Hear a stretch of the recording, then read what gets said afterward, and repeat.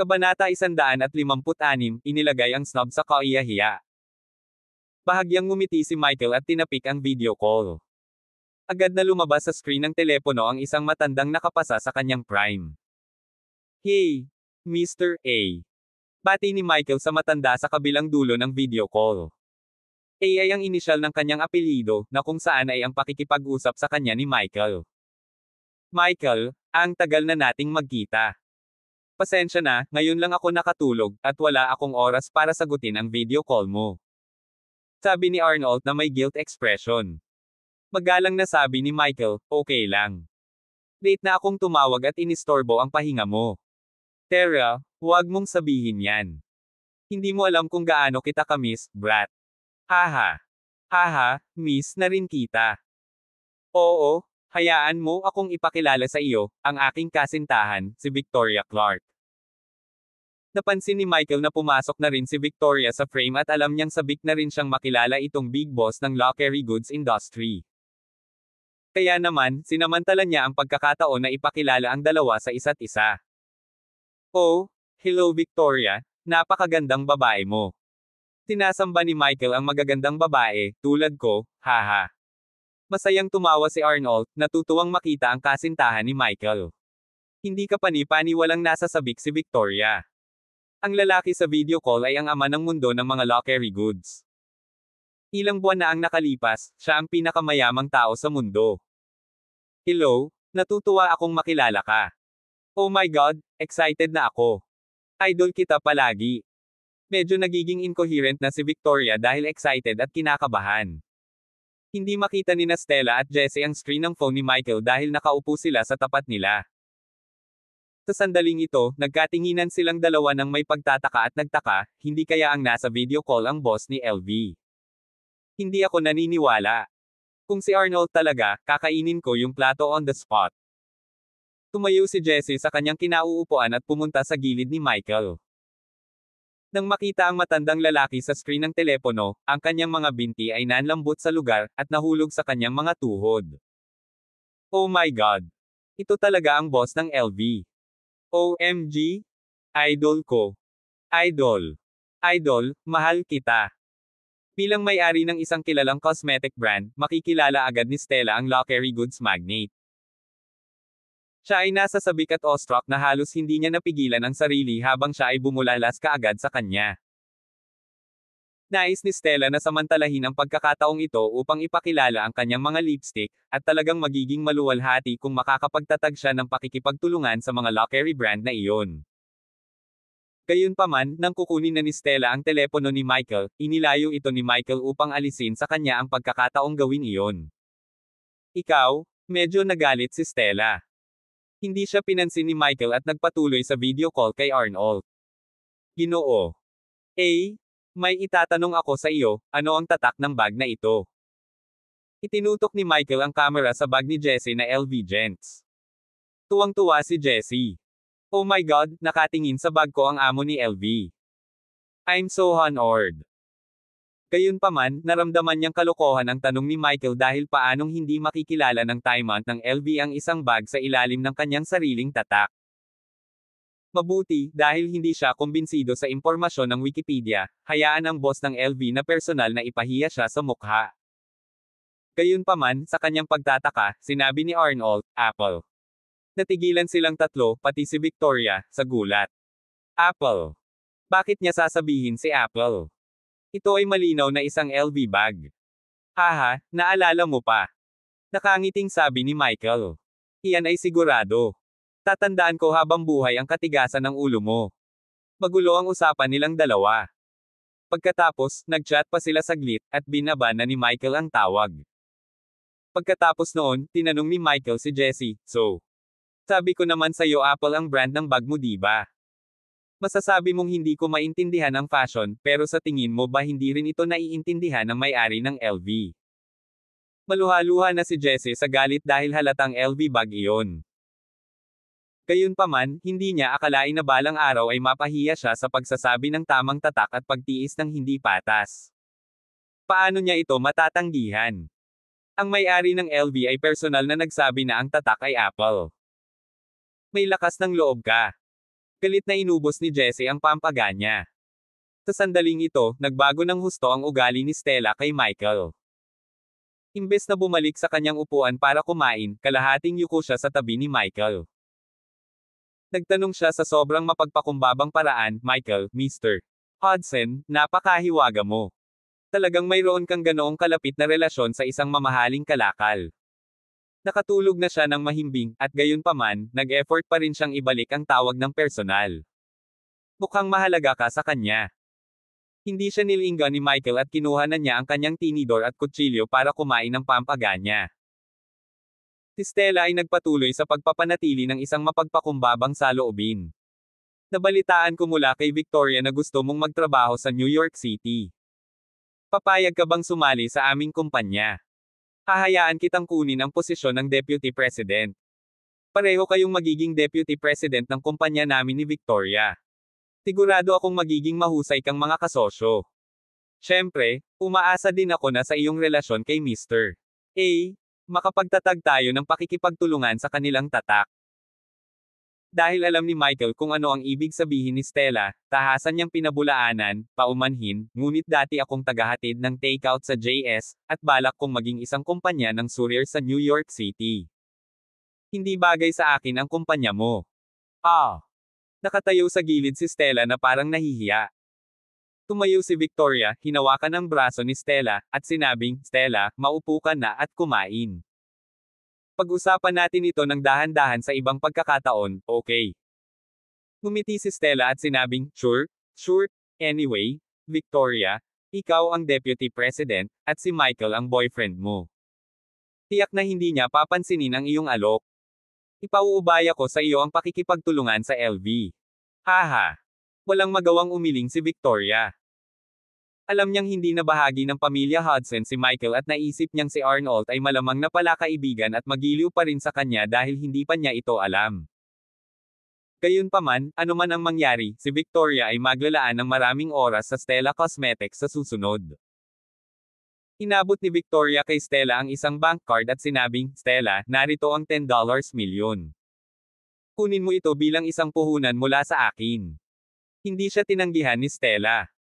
Pagkatapos ng lahat, ito ay isang pagbili ng mga pagbabahagi at hindi isang regalo.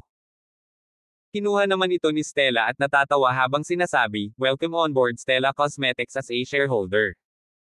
Tiyak na gagawa kami ng mahuhusay na kasosyo. Haha. Halika, tagay. Cheers! Kumuha si Michael ng isang basong tubig at sinabing, kailangan kong magmaneho mamaya, at titingin ako ng ilang apartment kasama si Victoria, kaya ako na lang ang mag-toast ng tubig. I wish you all the best. Salamat, Mr. Hudson. Matapos malaman ni Stella ang tungkol sa koneksyon ni Michael, wala siyang pakialam kung umiinom man si Michael ng tubig o alak. Hindi na rin naglakas loob si Jessie na guluhin si Michael. Pagkatapos kumain ay umalis na sina Stella at Jessie. Noong una ay nagpumilit si Stella na manatili para samahan silang tingnan ang mga apartment. Gayunpaman, alam ni Victoria na siya ay lumubog at magtatagal sa pagtingin sa ilang mga lugar. Kaya naman, ayaw niyang maglaan ng maraming oras. Pagkaalis ng dalawa, hinawakan ni Victoria ang braso ni Michael at sinabing, Darling, anong klaseng bahay ang gusto mong tumira? Isang apartment o isang villa? Pumili ka. Babayaran ko ito. Kabanata 157, bilhin ng Jade Villa. Kinailangan na magkaroon ng isang lugar na matutuluyan para magsama ang mag-asawa. Para sa ilang mga kababaihan, ito ay isang kinakailangan para sa kanilang kamag-anak na magkaroon ng sariling bahay. Sa kabilang banda, hindi pinipilit ng ilang kababaihan ang kanilang kapareha na bumili ng sarili nilang bahay. Hanggat sila ay nagmamahalan, handa silang umupa ng isang apartment kasama ang kanilang mga kakilala. Si Michael ay talagang hilig sa huli. Gayunpaman, si Victoria ay nobya na ngayon ni Michael, at naisip niyang dapat siyang bumili ng bahay na maaari nilang tirahan pagkatapos nilang ikasal. Gayunpaman, ang mga presyo ng pabahay sa New York City ay masyadong mataas dahil ito ay isang first-tier na lungsod kung saan ang average na apartment ay nagkakahalaga ng halos $1 milyong. Hindi kayang bumili ng bahay sa New York City si Michael sa buong buhay niya kung aasa lang siya sa kanyang trabaho bilang isang courier deliverer. Kaya naman, walang lakas ng loob si Michael na magbigay ng kanyang opinyon tungkol sa pagbili ng bahay. Magpasya ayon sa gusto mo. Magkahawak kamay na bumalik sa sasakyan ang dalawa at nagsuot ng safety belt. Oh, by the way, bakit tinawag ni Mr. Arnold ang bag na galing sa LV, which is a brand owned by his company, Apple? Mayroon bang isang uri ng kwento sa likod nito? Bagamat matanda na si Mr. Arnold, imposibleng hindi niya makilala ang sarili niyang brand, kaya halatang sinasadya niyang Apple iyon. Pinaandar ni Michael ang sasakyan at tumawa. Well, noong bata ako, madalas siyang umutang sa lolo ko, at that time, parang kakabili lang niya ng brand na Louis Vuitton. May hawak siyang LV shirt at sinabihan ako na galing daw sa LV. Hiniling din niya sa akin na basahin ang buong pangalan ng Louis Vuitton. Ako ay napakapilyo, at sa tuwing tatanungin niya ako kung ano ang logo, sasabihin ko ang Apple at hindi LV. Nakangiting sabi ni Victoria, hindi ko ine-expect na ganyan kakakulit nung bata. Dapat talaga galit siya sa'yo, ha? No, sabi ni Michael habang nagmamaneho. Noong panahong iyon, hindi pa sikat ang Apple gaya ngayon. Hinangaan ng lolo ko si Steve Jobs at madalas siyang imbitahin sa aming lugar para makipag-chat. Tuwing darating siya, dinadalhan niya kami ng mga regalo ng mga kapatid ko, at nagustuhan ko siya, kaya sinabi kong Apple ang tatak. Napatulala si Victoria. Nakilala pa ni Michael si Steve Jobs, ang tagapagtatag ng Apple. Ngumiti si Michael at sinabi, noong taon na inilunsad ang iPhone 4, si Arnold ay namuhunan ng maraming pera sa Apple at kalaunan ay nakatanggap ng malaking kita. Sinabi niya sa akin na kung hindi ko palaging binibigkas ang LV bilang Apple noong bata pa ako, na humantong sa kanya upang bigyang pansin ang pag-unlad ng Apple, hindi siya kumita ng labis na pera mula sa pamumuhunan sa Apple. Haha! Natawa si Victoria, hindi inaasahan na magkakaroon ng kawili-wiling kwento sa pagitan ni Michael at ng dalawang business magnate. Sa isang iglap, nabuhayan ng loob si Victoria, ngunit nang maalala niyang pinalayas si Michael sa kanyang pamilya, muling nadurog ang kanyang puso. Kung hindi lang pinatalsik si Michael. Siyempre, hindi sinabi ni Victoria ng malakas dahil natatakot siyang masaktan si Michael. Gayunpaman, karamihan sa mga tao ay nais na maging pamilyar sa mga marangal na figure tulad ng may-ari ng LV at Steve Jobs. Hinugol nila ang natitirang bahagi ng araw sa panunood ng mga bahay sa mga pinaka-upscale na kapitbahayan kung saan ang average na presyo ay hindi bababa sa ilang milyong dolyar. Gayunpaman, tila hindi nasisiyahan si Victoria sa alinman sa kanila. Michael, nakatira ka dati sa isang villa sa Japan. Pumili tayo ng villa. Ang isang villa ay magiging mas komportableng tirahan, ngunit kailangan nilang kumuha ng isang kasambahay. Oo naman, kung gusto mo, sabi ni Michael. Ginamit ni Victoria ang kanyang telepono para tingnan ang mga villa sa New York City, at may isa na nakapansin sa kanya nang masulyapan niya ito. Michael, tingnan natin itong Jade Villa, okay. Gusto ko ang pangalan nito. Naalala ko noong una tayong magkita, binigyan mo pa si Diana ng jadeite bracelet. Nakangiting sabi ni Victoria, hindi man lang nagseselos. Hindi inaasahan ni Michael na maaalala niya ang bagay na ito. Matapos siyang hiwalayan, ang mga Camden ay hindi nagbalik ng anuman sa Michael. Gayunpaman, hindi tumanggap si Michael ng anuman mula sa kanila. Hindi nagtagal ay nagmaneho ang dalawa sa Jade Villa, kung saan sila ay tinanggap ng isang ahente ng real estate. Magalang na dinala ng binata na nakasot ang mag-asawa sa isang villa na binibenta.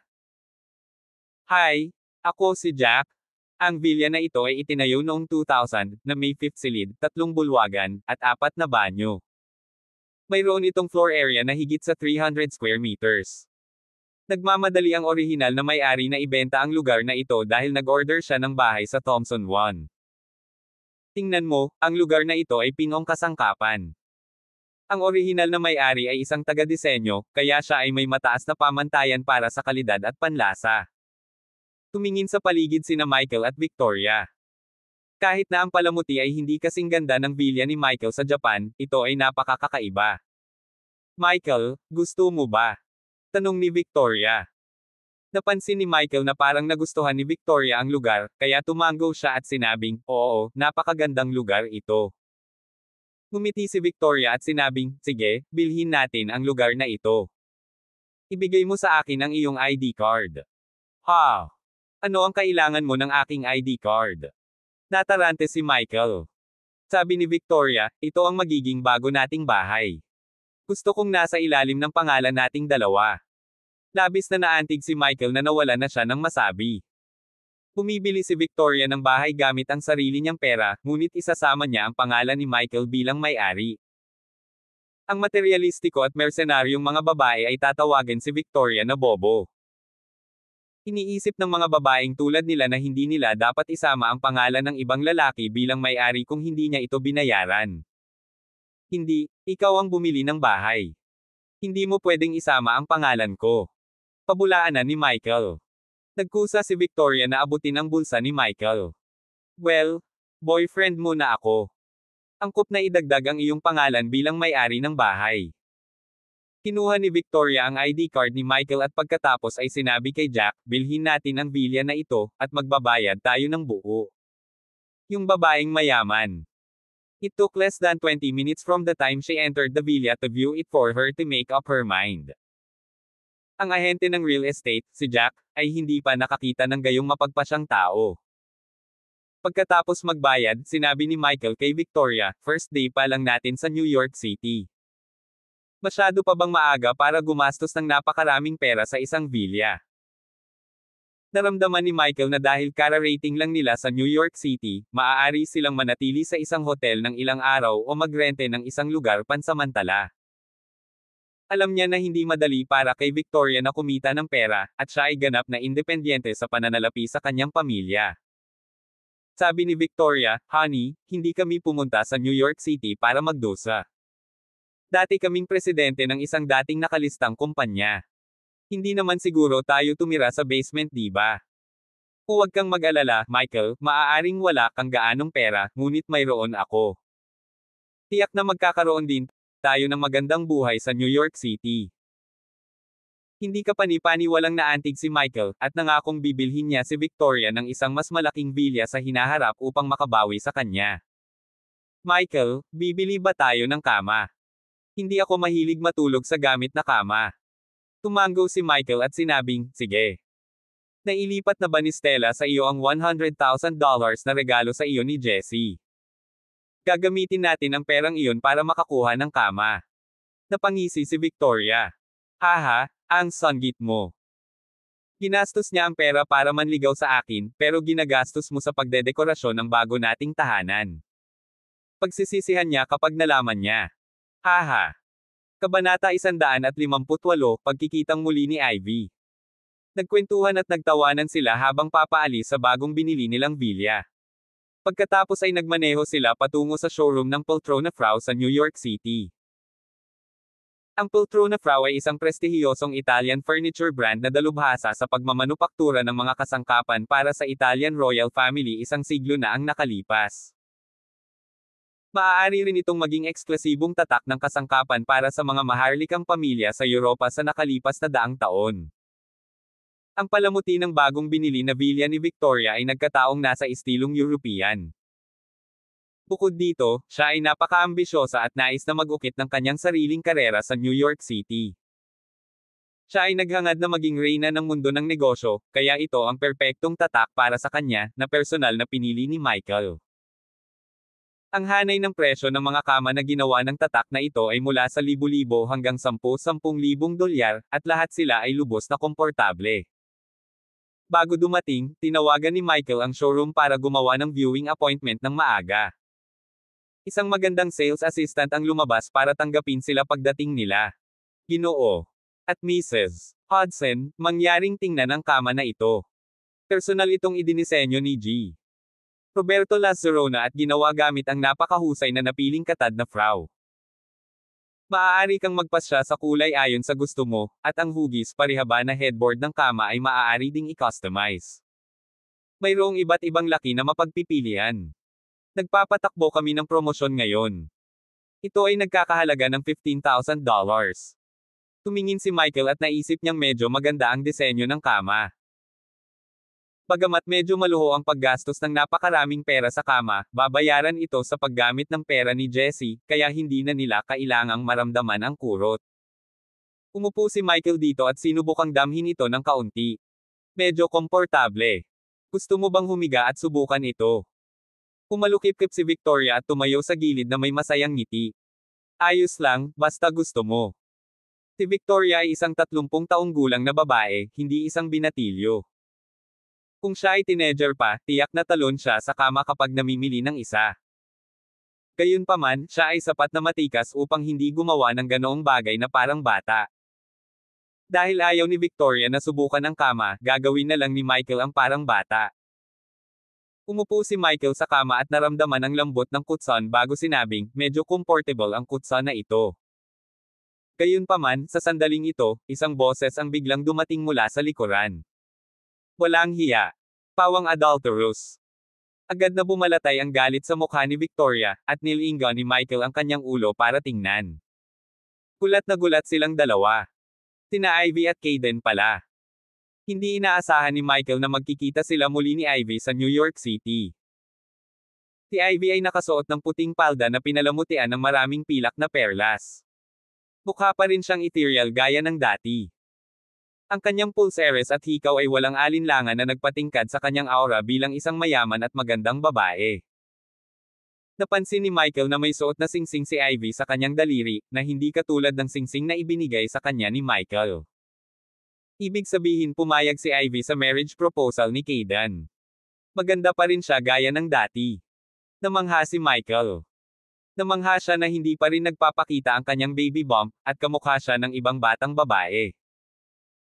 Kung ito ang unang beses na nakilala ni Michael si Ivy at kung hindi niya alam ang lahat ng ginawa ni Ivy sa nakaraan, malamang ay mahuhulog pa rin ito sa kanya.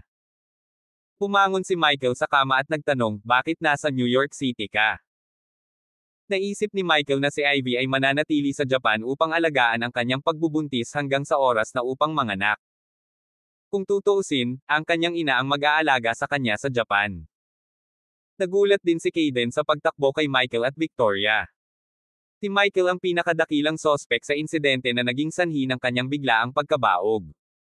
Naisip din ni Caden na si Michael ang may kasalanan. Gayunpaman, anuman ang mangyari, walang anumang pagbabago sa kanyang masamang plano. Ha? Michael? Hindi ko inaasahan na nakarating ka sa New York City, bata. Napangiti si Caden. This was his turf, kaya syempre, hindi siya natatakot kay Michael. Sabi ni Michael na may mapang-asar ng ngiti, bakit hindi ako maglalakas loob na sumama? Malamig na yumuko si Caden. Hindi siya yung tipong mahilig mag-issue ng harsh threats. Magkano ang halaga ng kama? Tanong niya sa magandang store assistant habang naglalakad si Michael patungo sa kama na kanyang pinagmasdan. Sabi ng store assistant, $15,000. Ngumiti si Caden at sinabing, wow, Michael, nalugi ka na, at napakagasta mo pa na gumastos ng $15,000 sa kama. Sabi ni Victoria, maaaring walang pera si Michael, pero meron ako. Maaari tayong maging maluho hanggat gusto natin. Wala itong kinalaman sa iyo. Napatingin si Caden kay Victoria ng masama, loser, bumaba ka na rin bilang presidente ng Ace Corporation, di ba? Pareho kayong walang trabaho ngayon. Pagkatapos, sinabi ni Caden sa sales assistant, ilan ang mga kama sa kabuuan. Sabi ng sales assistant, isa lang ang kama. Kung gusto mo ring magkaroon nito, kailangan mong mag-order, na aabutin ng 1 linggo bago makarating. Galit na sambit ni Caden, sino ang may oras na maghintay ng 1 linggo? Pinipili ko ang kama na ito para sa aking matrimonial home. Bibili ako nitong kama sa halagang $75,000. Ah! Ang sales assistant ay inilagay sa isang lugar. Nakangiting sabi ni Michael, dahil may handang magbayad ng 5 beses sa orihinal na presyo, hayaan mo na lang siya. Anyway, hindi kami patay na nakakulong sa pagkuha ng isang ito. Kakasimula pa lang nina Michael at Victoria sa pamimili, at magpapatuloy pa rin sila sa pamimili ng mas matagal. Sa sandaling ito, lumapit si Ivy, hinayla si Caden sa tabi, at sinabing, Hobby, huwag na nating kunin itong kama. Nakaupo na si Michael, kaya madumi na ngayon. Tumawa si Caden at sinabing, oo, madumi na ngayon. Kakatawag pa lang ni Caden sa kanya at kay Victoria na adulterous pair, at ngayon, sinabi nilang nadumihan ni Michael ang kama. Hindi na niya kayang tiisin pa. Tinanong ni Michael si Ivy, "What do you mean by that?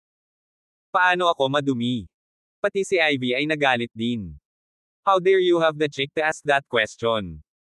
Nagkaroon ka ng extramarital affair at nakipag-ugnay sa aking pinsan. Wala pang isang linggo, tinalikuran mo siya at nakipag-ugnay kay Victoria. I bet matagal na kayong nagkita ni Victoria Clark sa opisina 2 months ago. Yan ang nagpapaliwanag kung bakit ka late umuwi mula sa trabaho araw-araw.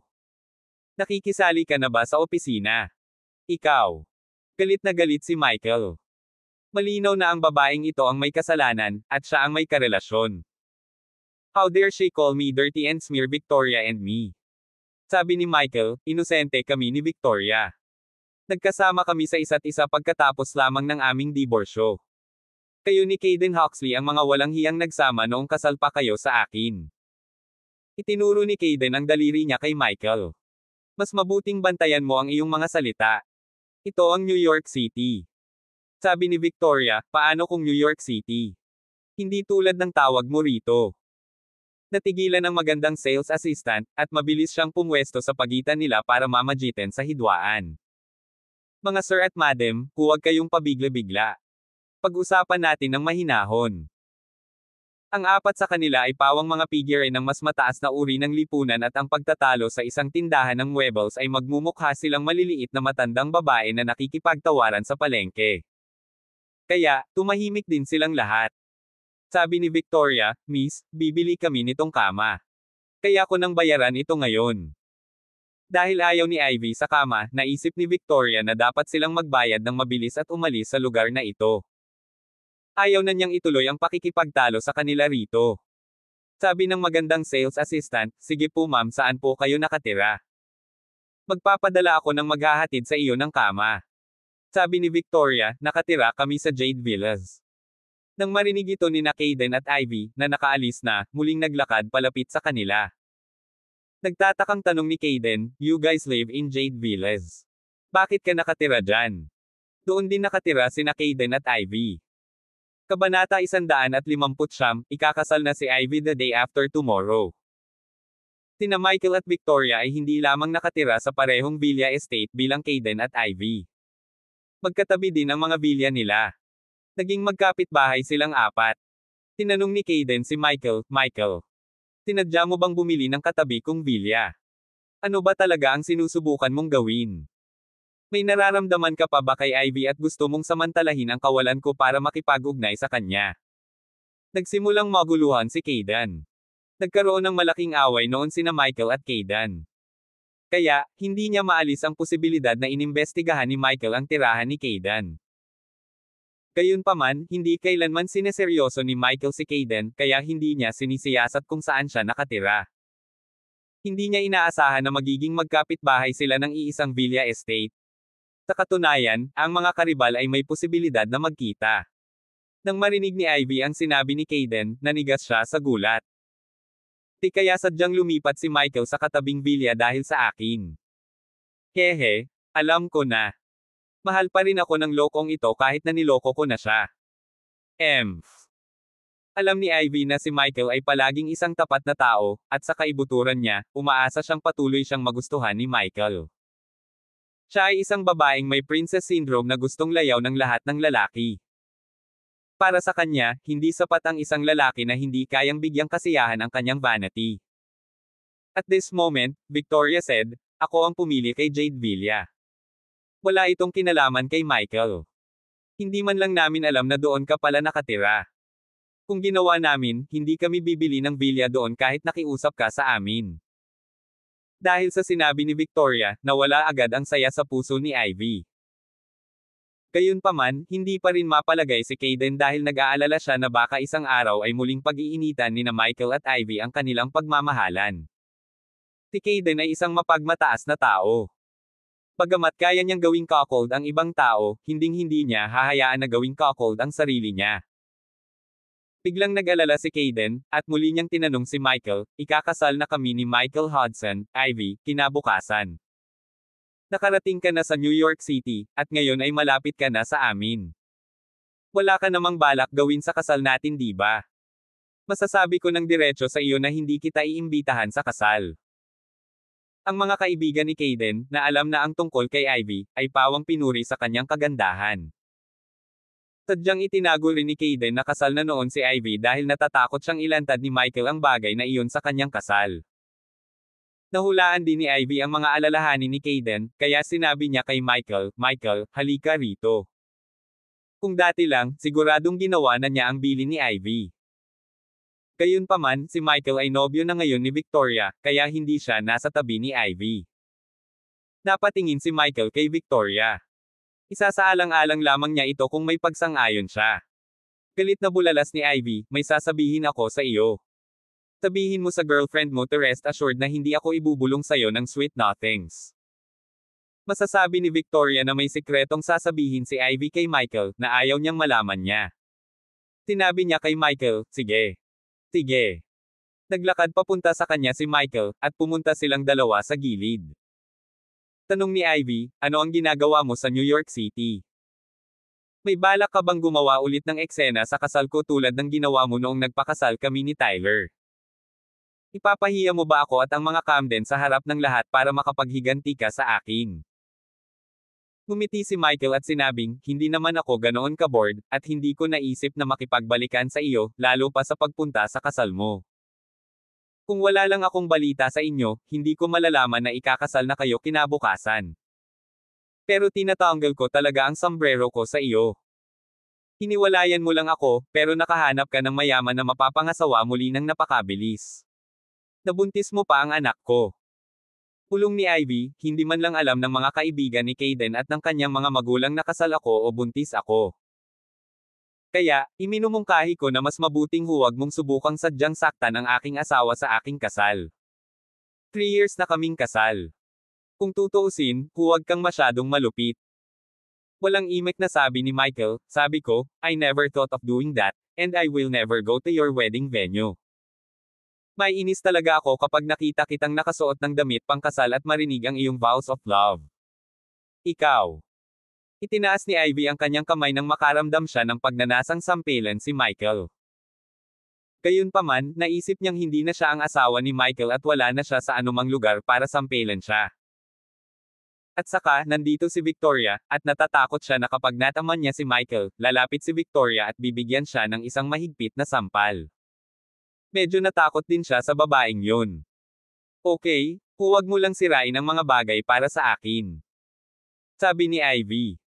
Gayunpaman, sa sandaling ito, narinig niya ang isang napakapamilyar na boses ng babae. "Ivy, nandito ka ba?" Sabay-sabay na tumingin sina Michael, Ivy, at ang iba pa, para lang makitang si Rachel pala.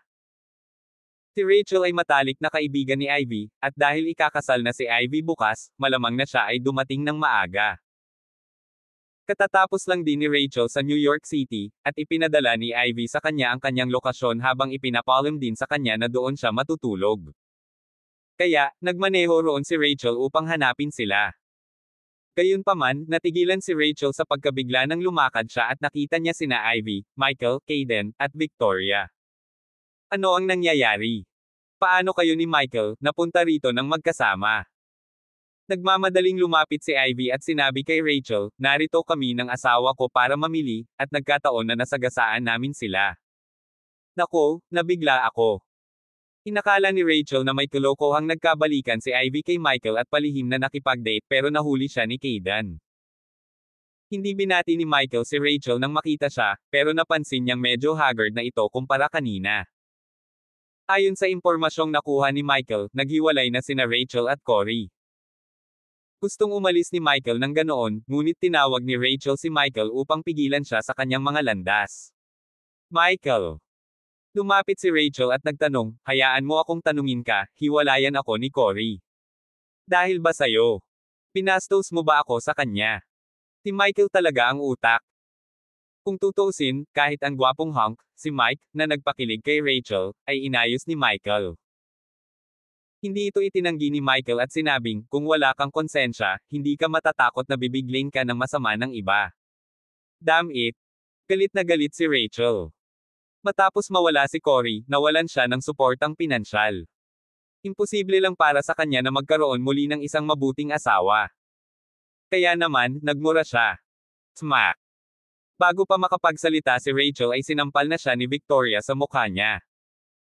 Nagalit si Victoria, at sumigaw siya, si Michael ang boyfriend ko. Mas mabuting isipin mo ang iyong mga salita. Alam ni Rachel kung gaano kalakas si Victoria. Tinakpan niya ang kanyang mukha at malungkot na sinabi, ikaw. How dare you be so arrogant even in New York City? Napatingin siya kay Ivy at Caden ng masama. Ayaw ni Michael na matuloy ang sigalot, kaya hinawakan niya ang kamay ni Victoria at sinabing, tara na. Dahil nakabili na sila ng kama, hindi na kailangang manatili pa. Sa opinyon ni Michael, lahat sila Ivy, Rachel, at Caden ay nakakaawa. Nawalan ng pagkakataon si Ivy na maging asawa ng Cyan ng pinakamisteryosong pamilya sa mundo habang si Rachel ay bumalik sa unang pagkakataon pagkatapos ng kanyang diborsyo. Maaari na lamang niyang makuha ang kanyang sarili ng larwang lalaki. Si Caden ay hindi magkakaroon ng sariling anak sa buhay na ito. Nakaganti si Michael sa kanilang tatlo. Sa kanyang pagtataka, sa sandaling ito, biglang sinabi ni Rachel, wala kang pakiramdam ng responsibilidad. All you do is enjoy yourself with your lover. Hindi ka man lang nag-abalang bumili ng crib para sa anak mo. Anong kalokohan? Kabanata 160, ang sanggol ay hindi pag-aari ni Michael. Bagamat hindi pinangalanan ni Rachel ang anumang mga pangalan, masasabi ng sino man na ang tinutukoy niya ay si Michael. Gustong lumayo ni Michael, ngunit napatigil siya nang marinig iyon. Pakiramdam niya ay naghahanap lang ng gulo si Rachel. Wala pang 2 buwang buntis si Ivy ngayon, at ang sanggol ay hindi isisilang hanggang sa susunod na taon. Hindi lang kailangan bumili ng kuna ngayon. Iba ang naisip ni Ivy. She, too, coldly said, I'm not expecting much from a freeloader like him. Bibili si Caden ng crib para sa baby natin ha, hubby. Sumagot si Caden, oo naman. Tanong ni Ivy, may mga kuna ba sa itaas? Tingnan natin ang ilang crib at pagkatapos ay bumaba para tingnan ang ilang kama para sa atin. Tumango si Caden at saka sinabi sa magandang sales assistant, hindi mo na kami kailangang sundan sa itaas. Ang kanilang pag-uusap ay may kasamang masyadong maraming personal na impormasyon, at si Caden ay natatakot na ang sales assistant ay malalaman ng masyadong maraming na makakaapekto sa kanya. Dahan-dahan silang umakyat sa taas para pumili ng kuna para sa baby ni Michael. Tumayo si Michael sa pwesto. Kung aalis sila ng ganun-ganun lang, mukhang napaka-irresponsible nito sa kanya. Kung tutuusin, siya ang ama ng sanggol, at siya ang dapat na magbayad para sa kuna. Nasabi ni Victoria ang nararamdaman ni Michael, at sinabi niya, Michael, akyat ka rin. Babayaran namin ang kuna.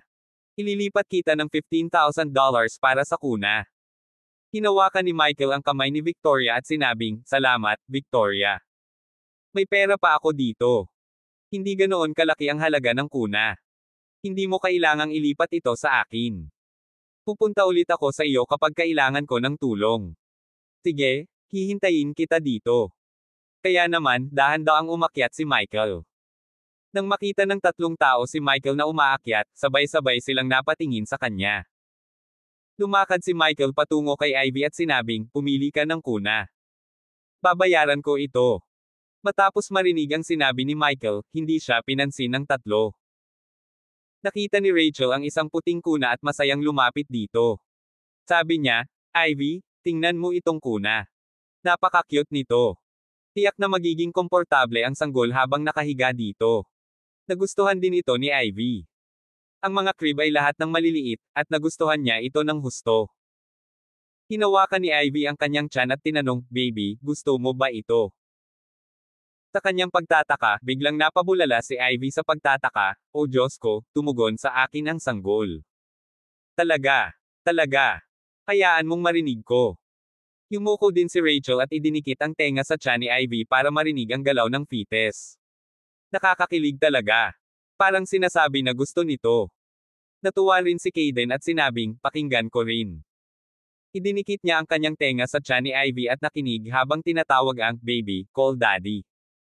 Nakaramdam ng kilabot si Michael pagkatapos marinig iyon. Baby ko yan, bakit daddy ang itatawag sayo? Naisip din ni Michael na sinadya nilang gumawa ng isang aksyon dahil ang fetus ay 2 buwan pa lamang, kung tutuusin. Paano magkakaroon ng anumang reaksyon? Tumayo si Michael sa gilid at sinabi sa kanilang tatlo, huwag na kayong kumilos. Hindi magkakaroon ng anumang paggalaw ng pangsanggol sa loob ng 2 buwan. Ang fetus ay dapat na hindi bababa sa 3 o 4 na buwang gulang bago magkaroon ng anumang paggalaw. Dahil wala akong akademikong degree ay hindi nangangahulugang hindi ako nag-aral noon. Naramdaman ni Michael na sadyang ginagawa iyon ng tatlo para magalit siya at maakit siyang pumunta at makinig. Sa kanyang pagtataka, sinabi ni Rachel na may masamang ngiti, paano mo malalaman na ang fetus ay wala pang 3 o 4 na buwang gulang?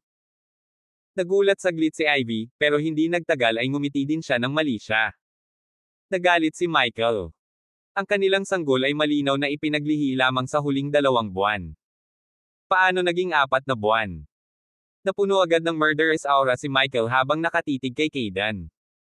May evil smile din si Kayden sa mukha, pero inosenteng itinaas niya ang kanyang mga braso at sinabing, huwag mo akong tingnan. Hindi ko nga kilala si Ivy 4 months ago. Wala akong pakialam kung kaninong baby iyon. Hindi naman sa akin yon. Hehe, ang mahal ko ay si Ivy. Damn it, you're infertile, kaya halatang wala kang pakialam kung kaninong anak yan. Ngunit ginagawa ko. Sa sobrang galit ni Michael ay dumiretso siya kay Rachel at hinawakan ito sa kanyang palso. Binigyan niya ito ng mahigpit na pisil at tinanong, Rachel Quinn, mabuti pang magpalinaw ka. Anong meron sa anak ni Ivy? Pag-aari ba ito ni Tyler Collins? O binigyan mo siya ng mga nakakatawang ideya? Si Rachel ang salarin na nag-udyok kay Ivy na makipag-ugnay kina Tyler at Kayden. Hoy, masakit, bitawan mo. Ito ay sa pagitan mo ni Ivy. Tanungin mo siya tungkol dito. Paano ko malalaman? Si Rachel ay isang mahinang babae na tiyak na hindi makakayanan ang lakas ni Michael. Nagmamadali at nag-aalalang nagtungo si Ivy upang marahan niyang ilagay ang kanyang kamay sa palso ni Michael. Sinabi niya sa malambing na boses, Michael, bitawan mo siya. Nagbibiro lang siya, at siguradong pag-aari mo ang bata. Nakalimutan mo na ba? Kumuha ako ng pregnancy test kit tuwing umaga kapag sinusubukan kong magkaroon ng isang sanggol, at nakakuha lang ako ng positibong resulta ilang araw pagkatapos kong magsimula. Dahan-dahang kumalas si Michael sa pagkakahawak sa wrist ni Rachel at tumingin kay Ivy. Hindi ka nagsisinungaling sa akin. Magiliw ang ekspresyon ng mukha ni Ivy, tulad ng ginawa niya noong una silang ikasal muli. Hinailan niya pabalik ang kamay ni Michael at magiliw na sinabi, syempre, bakit ako magsisinungaling sa iyo? Tinisisi ka lang ni Rachel sa hiwalayan.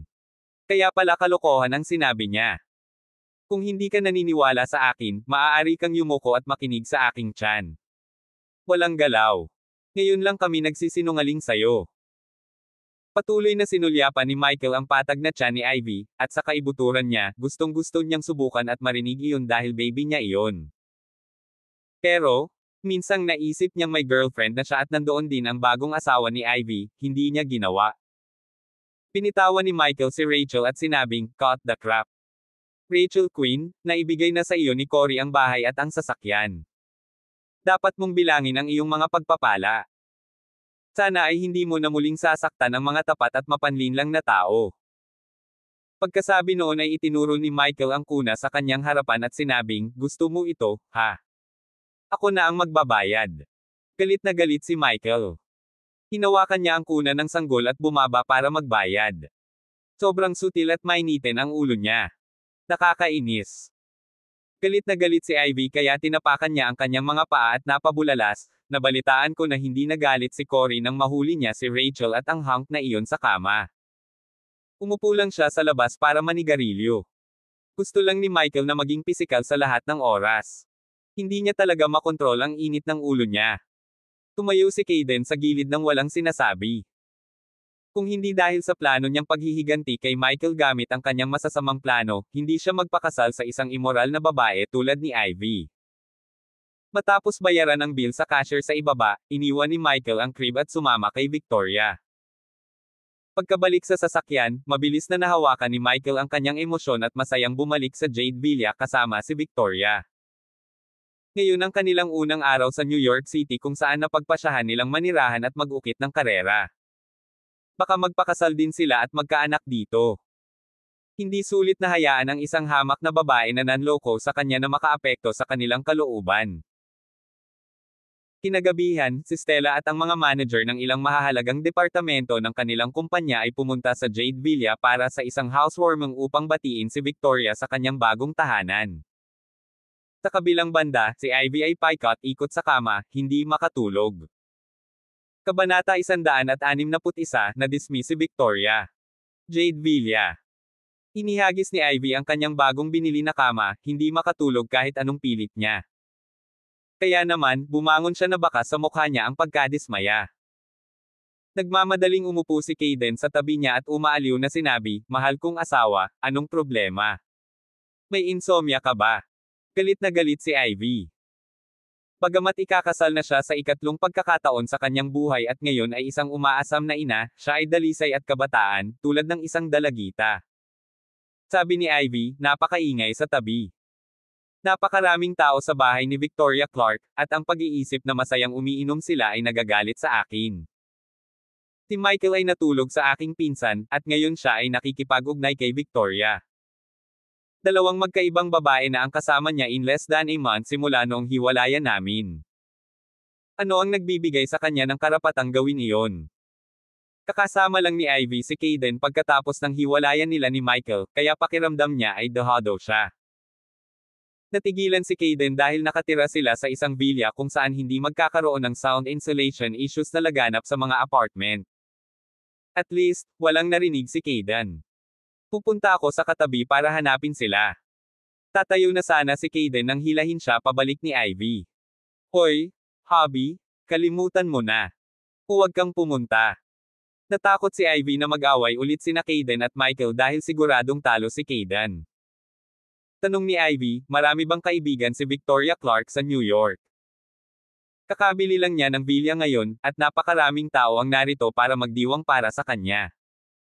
Ang mga sasakyang iyon na nakaparada sa labas ng kanyang pintuan ay pawang mga mamahaling sasakyan din. Bahagyang ngumiti si Kayden at sinabing, siguro, ngunit ang maliit na network ng mga koneksyon niya ay hindi gaanong mahalaga kumpara sa network ng mga Huxley sa New York City. At saka, may pinadala na ako para tingnan ang mga plate number ng mga sasakyan na nasa lugar niya. Soon, malalaman ko na kung sino sila. Honey, matulog ka na. Makatitiyak ka, dahil naglakas loob sina Victoria Clark at Michael Hudson na guluhin tayo ng ganoon, gagawin kong mahirap ang kanilang buhay sa New York City. Makalipas ang kalahating oras, nakatanggap si Kayden ng tawag sa telepono. Kayden, nalaman ko na ang pink na Porsche na iyon ay kay Stella Weston, may-ari ng Stella Cosmetics, at ang dalawa pang card ay pag-aari ng mga empleyado ng kanilang kumpanya. Sinabi ni Kayden na may mahinang ngiti, kaya ang maliit na kumpanya ng produktong kosmetiko ang ini-endorso ni Maggie. Alam ni Kayden ang tungkol sa Stella Cosmetics dahil sumikat ang brand sa bansa sa nakalipas na 2 taon at sa ilang espesyal na dahilan. Gayunpaman, dahil sa kanyang ekspresyon, malinaw na hindi niya sineseryoso ang kumpanya ni Stella. 11:30 p.m. Lumabas si Stella at ang iba pa sa villa nina Victoria at Michael, at lumabas silang dalawa para makita sila. Bye, Victoria. Kita na lang tayo sa opisina bukas. Bye-bye, Miss Clark. Kumaway si Stella at ang iba pa kay Victoria bago umalis sa Jade Villa. Gayunpaman, nang magmaneho sila palabas ng villa, pinilit ng isang Mercedes-Benz G-Wagon na huminto ang Porsche ni Stella. Sino yan? Marunong ka bang magmaneho? Dahil nakainom siya ng alak, nakaupo na ngayon si Stella sa passenger seat. Nagmura siya sa driver ng Mercedes-Benz G-Wagon. Ang driver ng Mercedes-Benz G-Wagon ay dahan-daang bumaba sa bintana, nakitang-kita ang kanyang gwapong batang mukha. Stella Weston, tama ba? Pullover sa gilid. Mag-usap tayo. Nakita rin siya ni Stella na medyo pamilyar ang itsura. Bukod dito, marami sila at ilang sasakyan. Kaya, hindi siya natatakot na baka saktan siya nito. Dahil dito, lahat ng sasakyan ni Stella at ng kanyang kasamahan ay nakahinto sa gilid ng kalsada habang nakabukas ang hazard lights. Stella strutted over domineeringly in her high heels, sino ka? Paano mo ako nakilala? Pumaba din si Kayden sa sasakyan, nagsindi ng sigarilyo, at ngumiti. Ako si Kayden Huxley. Pagmamayari ng pamilya ko ang Breezy Express. Breezy Express. Ang mga Hawksley. Agad namang natigilan si Stella. May mga nakatagong powerhouse sa lahat ng dako sa lungsod na ito, at higit pa rito, nagmamaneho si Kayden ng isang marangyang kotse. Kaya, bagamat pinilit siya ni Kayden na huminto, hindi siya naghagis ng anumang kabastusan dahil sa takot na hindi niya sinasadyang masaktan ang isang malaking pagbaril. Nang marinig ni Kayden ang pangalan ng kanyang pamilya, talagang nabigla si Stella sa kanyang talino. Alam ng lahat ng may-ari ng negosyo sa New York ang bilyonaryo na pamilya, ang Huxleys. Kahit na isang ordinaryong tao ay malalaman na ang Breezy Express ay ang pinakamahusay na kumpanya ng logistics sa lungsod sa ngayon. Agad namang ngumiti si Stella at sinabing, "No wonder I found you so familiar looking, handsome." Kaya ikaw, Mr. Huxley. Gusto mo ba akong makilala? Tara, exchange number tayo. Inabot ni Kayden at pinabulaanan. Miss Weston? Gusto kong itanong sa iyo, ano ang relasyon mo ni Victoria Clark? Totoong sinabi ni Stella, magkaibigan kami, kagagaling lang niya sa New York City, at ngayon siya ang Deputy President ng Stella Cosmetics. Ginoo. Huxley, hindi ka naman in love kay Victoria di ba? Sayang naman. May boyfriend na siya. Naisip ni Stella na nagustuhan ni Kayden si Victoria, kaya hinanap niya ang lobbyist nito. Pagkatapos ng lahat, si Victoria ay may mahusay na ugali at ang perpektong uri ng mga negosyanteng ito. Sabi ni Kayden, hindi ko talaga gusto ang babaeng iyon na si Victoria Clark, kaya sana hindi mo siya kunin. Tila nalagay sa isang mahirap na lugar, sinabi ni Stella, paano ko magagawa iyon? Naging shareholder na siya, at ako ang nag-imbite sa kanya sa New York. Malamig na yumuko si Kayden at sinabing, kung hindi mo siya tatanggalin, gagamitin ko ang kapangyarihan ng pamilya ko laban sa iyo. Sa palagay mo ba, sa kapangyarihan ng ating pamilya, ang maliit mong kumpanya ng kosmetiko ay makakamit pa rin sa New York City? Napakagatlabi si Stella. Siyempre, alam niya ang lakas ng mga Huxley. Kung gusto siyang harapin ng mga Huxley, hindi niya magagawang talunin ang mga ito kahit na mayroon siyang 10 Stella Cosmetics. Tumingin si Stella kay Kayden at nagtanong, miyembro ka ba talaga ng Huxleys? Hindi niya kayang talikuran ang matalik na kaibigan kung isa lang itong random na tao na sumulpot sa kalsada. Nakangiting sabi ni Kayden, si Maggie ang spokesperson ng lipstick brand mo, di ba? May ipapakita ako sa iyo. Kinuha ni Kayden ang kanyang phone at nakakita ng group photo sa hidden album. Pagkatapos ay ipinakita niya ito kay Stella. Nang makita ito ni Stella ay agad siyang nabigla. Larawan iyon ni Kayden at Maggie na naghahalikan sa isang hotel. Si Maggie ay isang sikat na idolo, at ang larawan ay magiging sanhi ng pag-crash ng Instagram kung ito ay malantad. Naniniwala ka na ba ngayon? Tanong ni Kayden na may kasamang masasamang ngiti. Oo. Hindi na naglakas loob si Stella na pagdudahan ang pagkakakilanlan ng lalaking nasa harapan niya.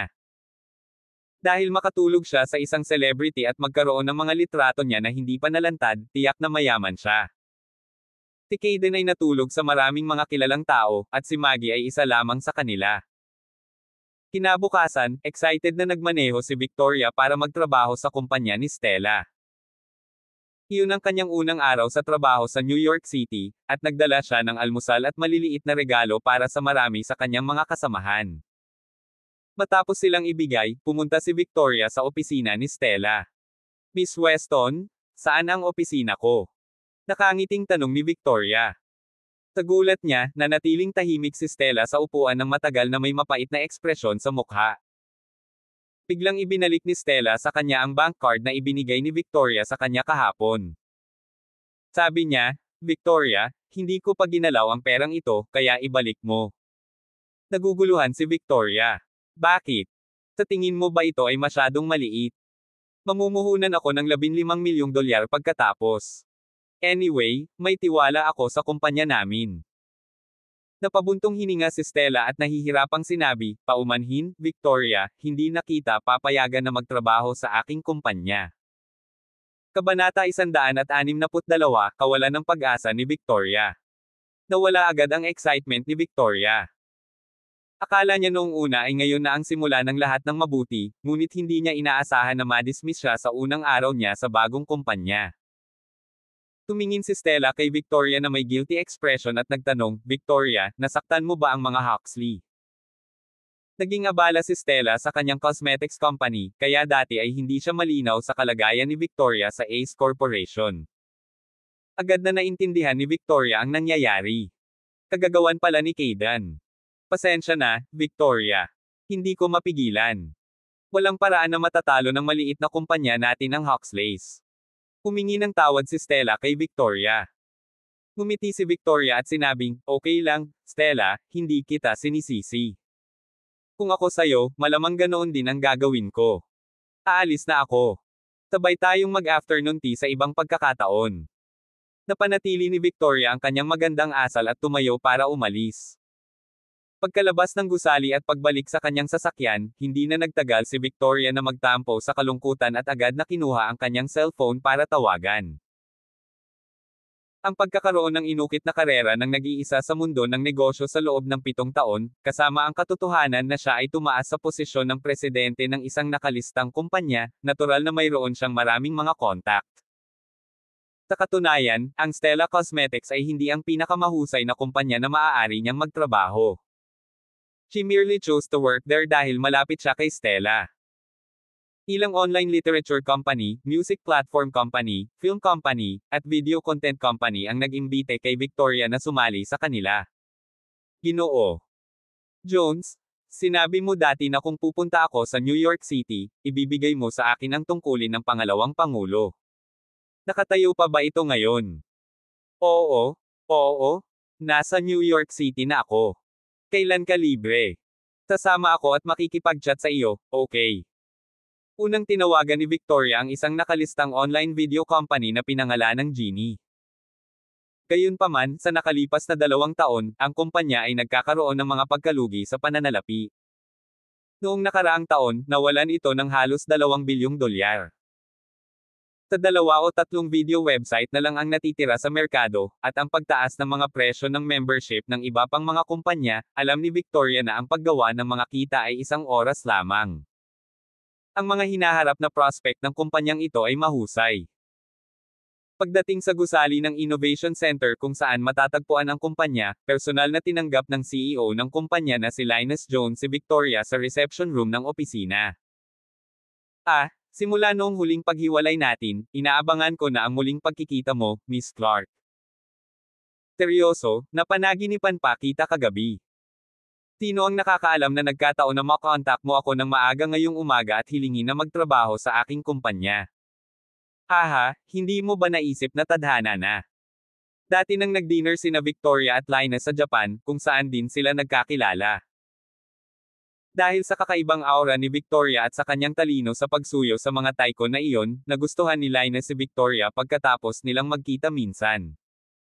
Napangiti si Victoria at sinabing, sino bang nagsabing hindi? Nagkaroon na ako ng kutob sa kainan namin noong isang araw na tiyak na magtatrabaho ako para sa iyo balang araw, Mr. Jones. Haha, sigurado. Oo naman. Sige. Masayang ngumiti si Linus. Sa napakagandang deputy president tulad ni Victoria, siguradong mag-e-enjoy siya sa trabaho araw-araw. Victoria, nagtrabaho ka noon sa Ace Corporation na wala namang kinalaman sa internet technology kung tutuusin. Kailangan kong subukan ang iyong kaalaman sa mga video website. Si Linus ay natural na hindi pipili ng isang random na tao na humawak ng isang mahalagang posisyon sa kumpanya. Hindi rin niya makumbinsi ang karamihan sa iba pang empleyado. Si Victoria ay natural na higit pa sa magandang mukha. Siya ay may masusing pag-unawa sa maraming industriya, lalo na sa mga kumpanya ng internet. Sa nakalipas na 7 taon, marami siyang natutunan kapag madalas siyang kumakain kasama ang mga malalaking boss ng mga industriyang ito. Pagkatapos ng mahabang pakikipagkwentuhan, si Linus ay napabulala sa pagkamangha, walang kasing ganda at may kakayahan sa buong lungsod na ito. Maligayang pagsakay. Magpapatawag ako kaagad ng board meeting para ipahayag ang bagay na ito. Salamat, Mr. Jones. Gayunpaman, sa kanyang pagtataka, isang nasa katanghaliang gulang na lalaki ang kumatok sa pinto sa mismong sandaling ito. May ibinulong siya sa tenga ni Linus pagkapasok niya. Matapos marinig ang kanyang mga salita, agad na nawala ang kagalakan ni Linus. Hiniling ni Linus na lumabas ang medyo may edad na lalaki at saka nagsindi ng sigarilyo.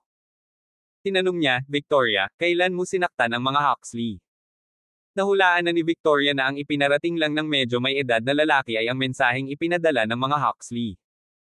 Medyo nagulat si Victoria. Bahagyang mahigit kalahating oras pa lang mula nang dumating siya sa Ginny ko. Paano nalaman ni Caden Huxley at napatigil siya ng ganoon kaga? Tinusundan ako ni Caden Huxley.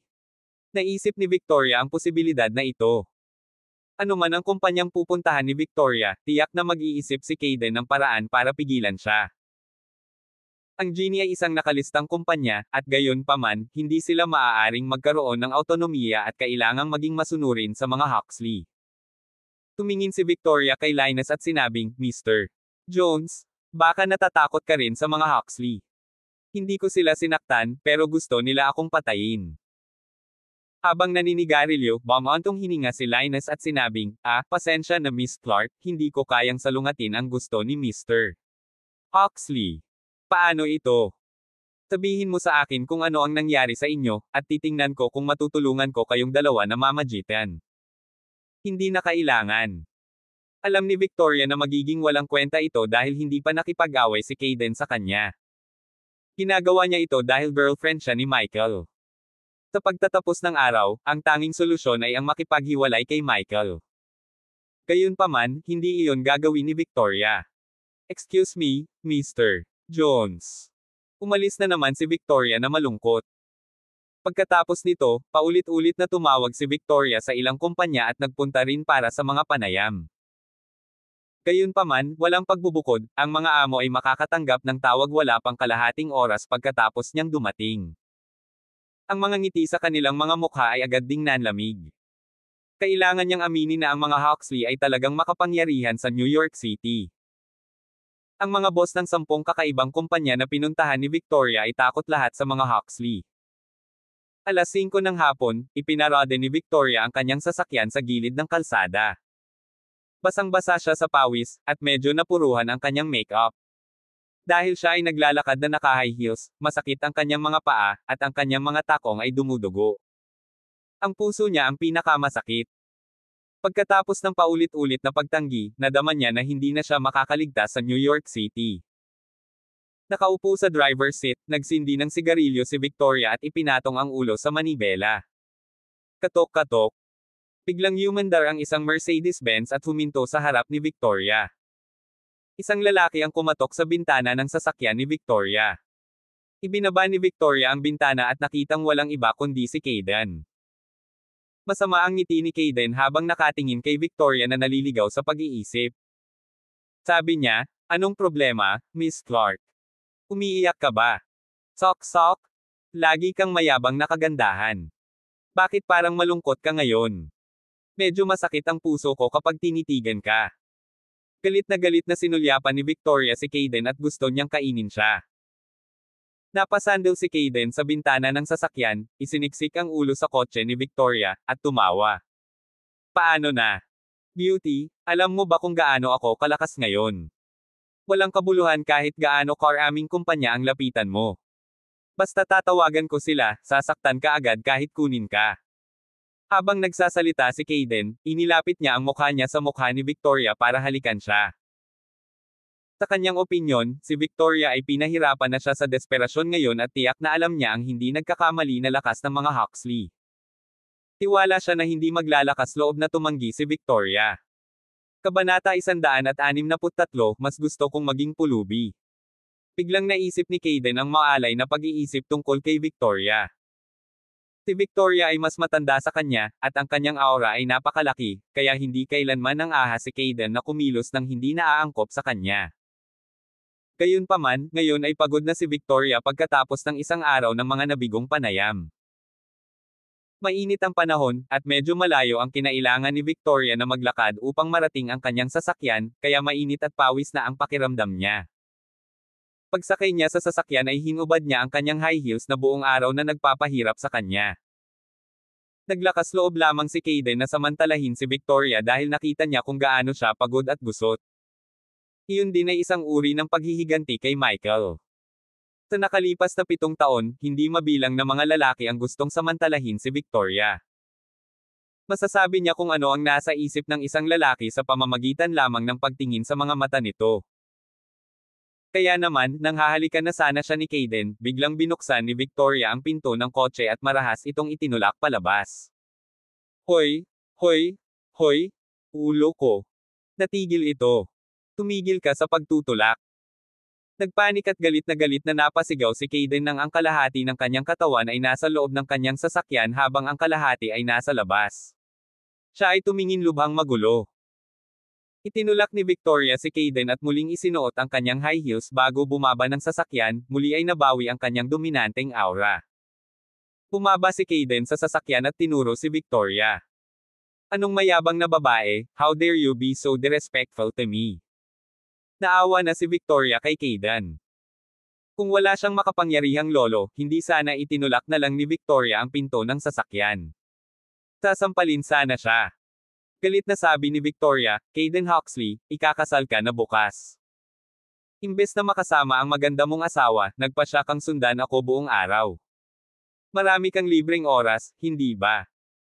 Tumawa si Kayden at sinabing, huwag mong isipin na papakawalan ko kayo dahil lang magiging abala ako sa kasal ko.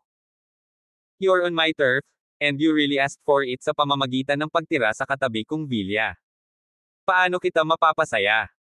Victoria, walang awa yan sa pagitan natin, and to be honest, I really admire you. Ang magaganda at magagaling na presidente na tulad ninyo ay kakaunti at malayo sa lungsod na ito. Hanggat humiwalay ka kay Michael at hindi mo na siya makikita, maaari kitang ipakilala sa isang trabaho sa Breezy Express. Siyempre, hindi kita pwedeng maging deputy president for the time being, pero walang magiging problema sa pagiging senior executive mo. Napakakaya mo. Naniniwala ako na wala pang 2 taon, aakyat ka na mag-isa, di ba? Ang Breezy Express ay isang kumpanya na nagkakahalaga ng 10 bilyon, at ang alok ni Kayden kay Victoria ay talagang isang malaking tukso. Gayunpaman, patuloy na pinabulaanan ni Victoria, hindi ako makikipag-deal sa iyo. Gusto ko lang maging girlfriend ni Michael. Hindi ko rin kailangang magtrabaho sa iba. Mayroon din akong sapat na pera, at higit sa lahat, magtatayo ako ng sarili kong kumpanya. Si Victoria ay isa ring multi-millionaire, at madali siyang kumuha ng 20 milyong dolyar. Gayunpaman, tumawa si Kayden at sinabing, haha, magsimula ka ng sarili mong kumpanya. Magaling yan.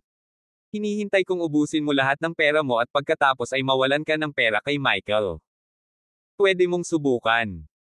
Kahit anong kumpanya ang buksan mo at kahit anong negosyo ang gawin mo, ibo-boycott kita hanggang sa dulo. Kung maglalabas ka ng 20 milyong dolyar, maglalabas ako ng 40. Kung maglalabas ka ng 200 milyong dolyar, maglalabas ako ng 1 bilyong dolyar para sugpuin ka. Hindi ka maaaring maging mas mayaman kaysa sa akin. Sa ngayon, ang kompetisyon sa negosyo ay tungkol sa isang paligsahan kung sino ang maaaring gumastos ng mas maraming pera. Noong nakaraan, ginamit ni Michael ang eksaktong pamamaraang ito para harapin ang mga kumpanyang iyon kung saan namuhunan si Tyler. Ang partido na gumagastos ng pinakamaraming pera ay tiyak na matatalo ang kabilang partido. Galit na galit si Victoria. Hindi lang ako naniniwala na ang mga Huxley ay maaaring maging mga tyrant sa New York City. Sigurado akong may kalaban at kalaban ka. Sinasabi ko sa iyo, kahit na maging pulubi kami ni Michael sa New York City, hindi ako susuko sa iyo. Nag-thumbs up si Kayden kay Victoria at napabulalas, may lakas ka ng loob. Hihintayin kitang maging pulubi kung ganoon. Nang matapos magsalita si Kayden ay umalis na siya na may malaking ngiti sa labi. Nahawakan ni Victoria ang kanyang emosyon, inayos ang kanyang damit, inayos ang kanyang makeup, at pagkatapos ay umuwi. Nakabalik na si Michael at nakapaghanda na ng hapunan. Nagpunta siya ngayon sa Perry Express para mag-apply ng courier job, at naging maayos naman ito. Ang Perry Express ay ang pangalawang pinakamalaking kumpanya ng courier pagkatapos ng Breezy Express. Honey, nakauwi na ako. Todo ngiti si Victoria habang tinatago ang pagod at lungkot kay Michael. Kapag mahal mo talaga ang isang tao, hindi mo gugustuhing malaman nila na nagdusa ka. Sa katunayan, maaaring hindi pa rin nila maibsan ang iyong mga problema. Dagdagan lang yan ang pressure kay Michael para sa wala. Hinalikan ni Michael si Victoria at tinanong, kamusta ang trabaho ngayon? Ayaw magsinungaling sa kanya ni Victoria, pero ayaw din niyang mag-alala siya, kaya lumihis siya at sinabing, sabihin mo muna sa akin ang iyong sarili, kumusta ang araw mo? Wala ka namang na-encounter na gulo di ba? Ngumiti si Michael at nagtanong, natatakot ka ba na magpadala si Kayden ng taong bubugbugin ako sa sikat ng araw?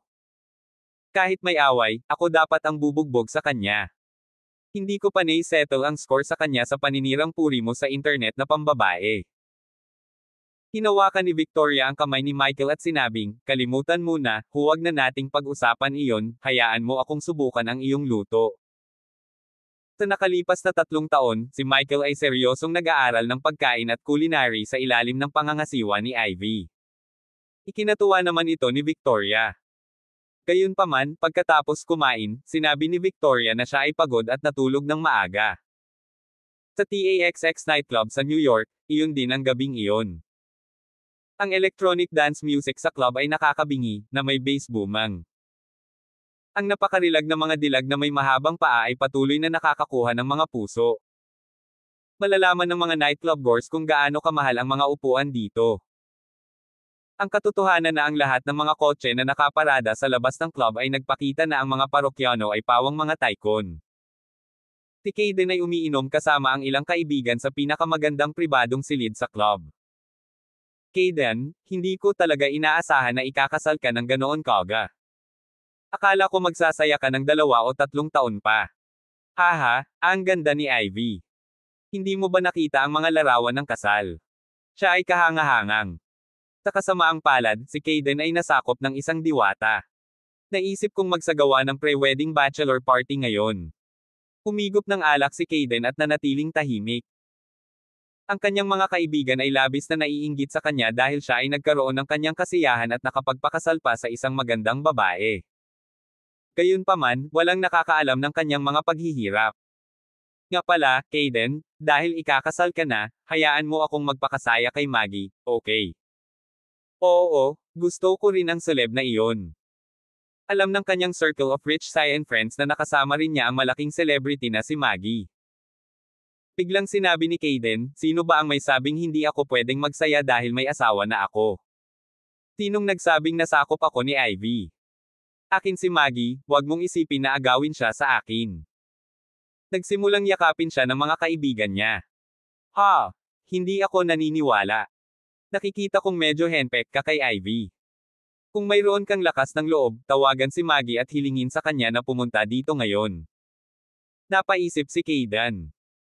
Nasa Japan na ngayon si Ivy, at magpapadala siya ng convoy ng mga luxury cars para sunduin siya sa araw ng kasal.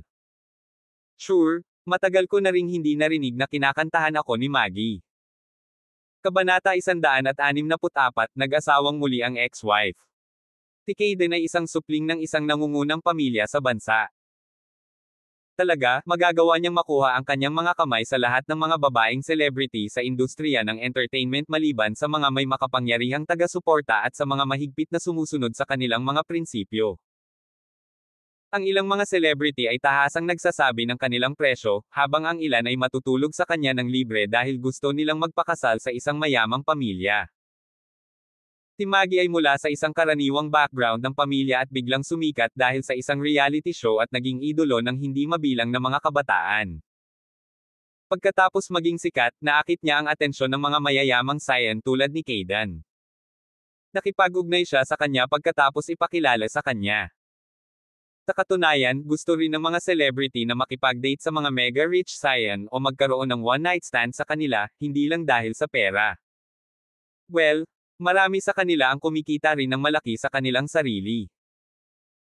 Ito ay higit sa lahat dahil ang ilan sa mga celebrity na ito, lalo na ang mga may imaheng idolo, ay madalas na mahigpit na ipinagbabawal na makipag-date ng kanilang mga ahensya ng pamamahala. Gayunpaman, ang pag-ibig ay hindi maiiwasan para sa karamihan ng mga tao. Walang sino man ang gustong gumastos ng 100% ng kanilang oras sa kanilang 20s, na siyang mga pangunahing taon ng kanilang buhay, sa simpleng pagtatrabaho. Gayunpaman, kung sakaling umibig sila, kailangan nilang itago ang kanilang relasyon sa publiko, at ang pakikipag-date sa isang ordinaryong tao ay may mas malaking panganib. Paano kung ginagamit lang sila ng ordinaryong tao para sa kapangyarihan o ilantad ang kanilang pag-iibigan para sa ibang personal na interes? Kaya, ang pakikipag-date sa isang super rich scion ay ang pinakamahusay na opsyon dahil mahalaga din sa kanila ang pride, at kadalasan ay hindi nila ipapakita ang kanilang relasyon sa mga celebrity. Alas 7 ng umaga. Jade Villa. Naligo na si Michael at naghanda ng almusal. Tinapik-tapik niya si Victoria na tulog pa rin at sinabing, "Darling, 7 a.m. na. Oras na para pumasok ka sa trabaho." Hindi pa rin alam ni Michael na wala na sa trabaho si Victoria. Pinuksan ni Victoria ang kanyang mga mata at sinabing, "Hindi maganda ang pakiramdam ko. Hindi ako pupunta ngayon." Hinawakan ni Michael ang noo ni Victoria at nalaman niyang hindi ito nilalagnat, ngunit napagtanto niyang tila pagod na pagod si Victoria. "Victoria, ano ang nagpapasakit sa iyo? Gusto mo bang dalhin kita sa ospital para tingnan?" Umiling si Victoria at sinabing, "Magiging maayos din ako pagkatapos kong matulog ng ilang sandali pa. Hindi mo kailangang mag-abala tungkol sa akin. Ituloy mo ang trabaho mo." Simula nang makipagkohabiting si Michael kay Victoria, ito ang unang pagkakataon na nagkasakit siya. Nang makitang masama ang pakiramdam niya, paano magiging komportable si Michael na iwan siyang mag-isa sa bahay? Kumita lamang siya ng halos $1,000 bilang tagapaghatid ng surir, na naglagay lamang sa kanya sa klase ng kahirapan sa isang first-tier na metropolis tulad ng New York City. Halos wala na siyang kakayanin sa ganoong kaliit na sahod. Hindi naman talaga walang pera si Michael, kaya hindi mahalaga sa kanya ang nawawalang trabaho. Kaya, hindi pumasok si Michael sa trabaho at nanatili sa bahay kasama niya. Alas 10 ng umaga, umiinom si Michael ng tsaa sa sala at nagbabasa ng pinakabagong isyu ng Forbes Business Magazine. Bigla niyang narinig ang kaguluhan sa labas ng villa. Mayroong walang katapusang daloy ng mga mamahaling sasakyan na pumapasok, at may mga bulaklak sa bawat isa sa kanila. Ang harap ng Mercedes-Benz G-Wagon sa harap ng convoy ay pinalamutian ng hugis pusong bulaklak na wreath. Alam ni Michael na ngayon ang araw ng kasal ni Ivy at Caden, at ngayon lang sinundo ni Caden si Ivy. Hindi napigilan ni Michael na mapabuntong hininga. Hindi talaga sumagi sa isip ni Michael na ikakasal ulit ang dati niyang asawa sa isang lugar na malapit sa kanya. Akala niya noong una ay hindi niya makikita ang lahat ng ito. Gusto man niyang pumikit ay hindi niya maiwasang ipagpatuloy ang pagtingin sa labas ng bintana. Mula sa kinatatayuan niya ay kitang-kita ang sitwasyon sa harap ng villa ni Ivy. Huminto ang Mercedes-Benz, at bumaba muna ng sasakyan si Caden mula sa backseat bago binuhat si Ivy palabas. Boo!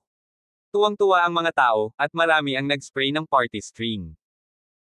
Nakasuot ng puting damit pangkasal, ngumiti si Ivy ng maligaya habang nakahawak siya sa mga bisig ni Caden. "Ivy Camden." Nang makita ang eksenang ito, medyo umasim si Michael. Kinamumuhian niya si Ivy at ang pagkakanulo nito. Hindi na rin niya ito mahal.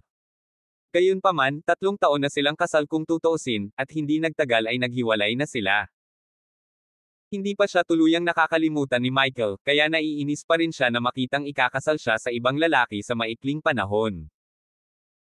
"Isang buwan lang ang nakalipas, halatang nakayakap pa rin siya sa akin at tinatawag akong hobby na may pagka-coquettishly. Humihingi siya ng isang pang-umagang halik araw-araw at pipilitin niyang uminom ng lemon water na ginawa ko. Kapag naiisip ko ang mga pangyayaring ito ngayon, parang isang siglo na ang nakalipas. Nakakalasing ang magagandang alaala na iyon." Hindi magsusuot ng damit pangkasal si Ivy at nakahiga sa mga bisig ni Caden kung hindi magpanggap si Michael na tiwalag sa pamilya Hudson. Sa kasamaang palad, walang kung sa mundong ito. Kailangang gawin ito ni Michael.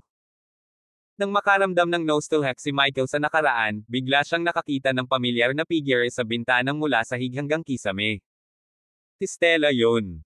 Nandito na si Stella. Dapat nandito siya para bisitahin si Victoria. Pagkakita ni Michael kay Stella ay agad niyang ibinaba ang kanyang teacup at lumabas ng villa para salubungin ito. "Miss Weston." Umakyat si Michael at tinawag si Stella. Sa oras na ito, binuhat na ni Caden si Ivy sa villa, at sinundan din siya ng grupo ng mga kaibigan niya. Bahagya siyang nagulat nang makita si Michael. "Oh, ikaw pala, Michael." Tanong ni Michael, Miss Weston, nandito ka ba para bisitahin si Victoria dahil alam mong masama ang pakiramdam niya? Mag-best friend talaga kayong dalawa. Sa kanyang pagtataka, tila medyo na-awkward si Stella habang nagtanong, masama ba ang pakiramdam ni Victoria? Anong problema niya? Na-curious si Michael. Hindi mo ba alam? Hindi ba siya nagpaalam sa iyo na magde-day off siya? Magpahinga ng isang araw. Hulaan ni Stella, hindi pa rin alam ni Michael ang nangyayari at sinabing, Michael, hindi pa sinasabi ni Victoria sa iyo, di ba? Hindi na siya nagtatrabaho sa Stella Cosmetics. Ano? Bakit? Natarante si Michael. Halatang nahihiyang sabihin sa kanya ang dahilan, tinuro ni Stella ang harapan at sinabing, well, let's talk about it some other time. May gagawin pa ako. Pumasok siya sa villa ni Kayden. Kailan pa nakilala ni Stella si Kayden? Labis na curious si Michael. Kung matagal nang kilala ni Stella si Kayden, napag-usapan na niya ito nang dumating siya noong nakaraang gabi. Baka kakakilala lang niya. Walang oras si Michael para abalahin ito. Ang gusto niyang malaman ngayon ay ang sitwasyon ni Victoria. Victoria, Victoria. Tumakbo si Michael sa kwarto at ginising si Victoria. Victoria, hindi ka na ba nagtatrabaho sa Stella Cosmetics? Matagal na ring nagising si Victoria, at pagkatapos umupo, nagtanong, paano mo nalaman? Sabi ni Michael, nakita ko lang si Stella sa labas ng pinto. Nandito ba siya para bisitahin ako? Umiling si Michael at sinabing, nandito siya para batiin sina Kayden at Ivy. Ha! Natawa naman si Victoria. Sa katunayan, ang mga pagkakaibigang nabuo mula sa mga casual na pagtatagpo ay lahat ay nakabatay sa mga interes. Alam na alam ni Stella na itataboy ni Kayden si Victoria sa isang dead end, pero nakipagkaibigan pa rin siya kay Kayden. Gayunpaman, hindi siya sinisisi ni Victoria dahil ganoon naman talaga ang negosyo. Ipinatong ni Michael ang kanyang mga kamay sa malambot na balikat ni Victoria at nagtanong, Victoria, sabihin mo sa akin kung ano talaga ang nangyari kahapon. Kabanata 165, lumikha ng Roca sa kasal ni Ivy. Sa sandaling ito, hindi na ito may tatago ni Victoria sa kanya. I'm sorry, Michael, hindi ko dapat itinago sa iyo. Ayoko lang na mag-alala ka sa'yo, kaya hindi ko sinabi sa'yo. Kahapon, pumunta ako sa opisina ni Stella, at ibinalik niya ang 10 milyong dolyar na namuhunan ko, na sinasabi na hindi niya ako papayagang sumali sa kanyang kumpanya. Hindi sinisi ni Michael si Victoria. Well, nasabi na niya sa kanya ang lahat tungkol sa nakaraan niya. Ginagawa ba ni Kayden? Tanong ni Michael. Tumango si Victoria at sinabing, gusto akong itaboy ni Kayden Huxley sa dead end. Ayaw niyang mabuhay ako sa New York City. Kahapon, nag-interview ako sa mahigit 10 kumpanya, naglalakad hanggang sa mapagod at damyugo ang paa ko.